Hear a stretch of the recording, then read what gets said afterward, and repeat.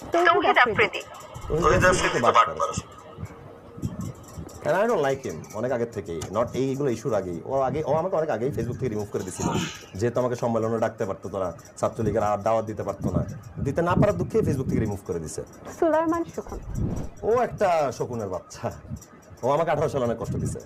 18 সালে যদি cyber crime আমাকে প্যারা দিয়ে থাকে, তাহলে এই সুলাইমান শকুন সাহেব হি ইজ দ্য গাই যে আমার পিছনে লেগেছিল আমাকে কিভাবে বসানো যায়। হ্যাঁ, এবং সে ডিএইচএসে থাকে। আমার মনে এখন একটা বাসনা আছে যে ডিএইচএস থেকে তাকে বিতাড়িত করে দিব। আমি এরকম প্রতিবেশীর সাথে থাকবো না, কিন্তু এখন কিছু বলতেছি না। আচ্ছা, মানে কোন প্রফেশনে আসা উচিত ছিল? ও ওনার কোন প্রফেশন আসা উচিত ছিল? দালাল কিসের ইন দ্য দৌলত দিয়া।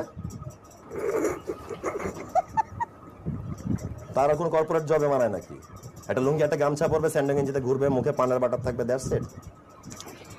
Tamim Mridha he should be একটা মিউজিশিয়ান যে মিউজিক